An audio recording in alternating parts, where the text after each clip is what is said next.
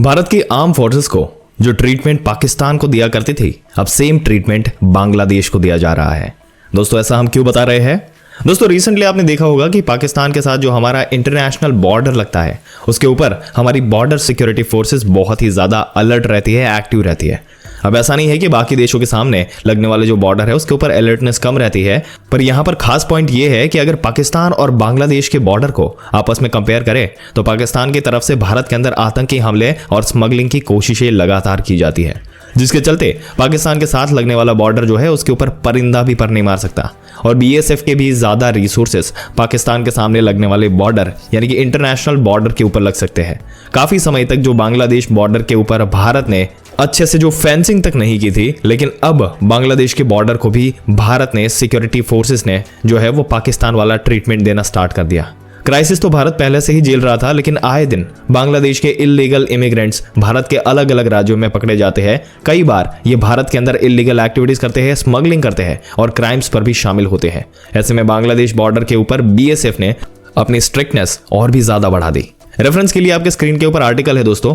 Waste Bengal की एक border district है जिसका नाम है नाडिया। अब इस डिस्ट्रिक्ट के इंटरनेशनल बॉर्डर के ऊपर रिसेंटली बीएसएफ ने नई फेंसिंग की थी, यानी जो पुरानी फेंसिंग थी उसकी जगह पर उसको उठाकर नई फेंसिंग की गई, तो माना जा रहा है कि अभी सेफ और सिक्योर होगी। रिपोर्ट्स के मुताबिक बांग्लादेश के स्मगलर्स ने क्या किया कि नई फेंसिंग को भी काट दिया और भारत के अंदर एंटर करने की कोशिश कर रहे थे। और जैसे ही बीएसएफ की पेट्रोलिंग पार्टी ने ये देखा, उन्होंने बांग्लादेश के स्मगलर्स के ऊपर कुछ राउंड्स फायर किए, उनको वार्निंग दी, यानी कि वार्निंग शॉट्स फायर किए गए, जिसके पास स्मगलर्स उसी समय वहां पर पीछे भागे। लेकिन जैसे ही थोड़ी देर के बाद वहां पर बीएसएफ की सर्च पार्टी पहुंची, वहां पर बांग्लादेश के स्मगलर्स पहले से ही घात लगाए बैठे थे। उन्होंने बीएसएफ की सर्च पार्टी के ऊपर हमला कर दिया। दोस्तों ये बड़ी बात है। अब ऑब्वियसली बात है कि बांग्लादेश के स्मगलर्स अगर बीएसएफ के ट्रूप्स के ऊपर हमला करेंगे तो बीएसएफ के ट्रूप तो चुप नहीं बैठेंगे।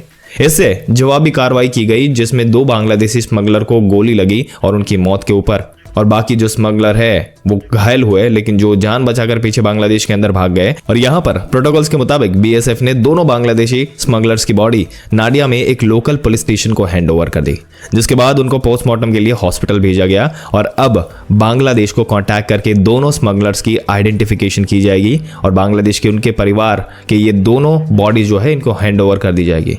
इसके साथ ही सवाल ये उठता है दोस्तों कि बांग्लादेश के ऊपर भी सवाल उठने चाहिए, क्योंकि बांग्लादेश बॉर्डर गार्ड के पर्सनल उस समय क्या कर रहे थे जब ये बांग्लादेशी स्मगलर इंडिया में जा रहे थे। दोस्तों सवाल बहुत ही पेचीदा है। आपकी क्या विचार है इस मुद्दे के ऊपर? क्या बांग्लादेश को पाकिस्तानी स्टाइल में ट्रीटमेंट देना चाहिए? अपने विचार नीचे कमेंट सेक्शन में जरूर से बताइएगा। इस वीडियो को अपने दोस्तों, रिश्तेदारों, हर किसी के साथ शेयर करें ताकि उनको भी इसके बारे में पूरी जानकारी मिले। और ऐसी जानकारी पाते रहने के लिए हमारी चैनल को सब्सक्राइब कर दें।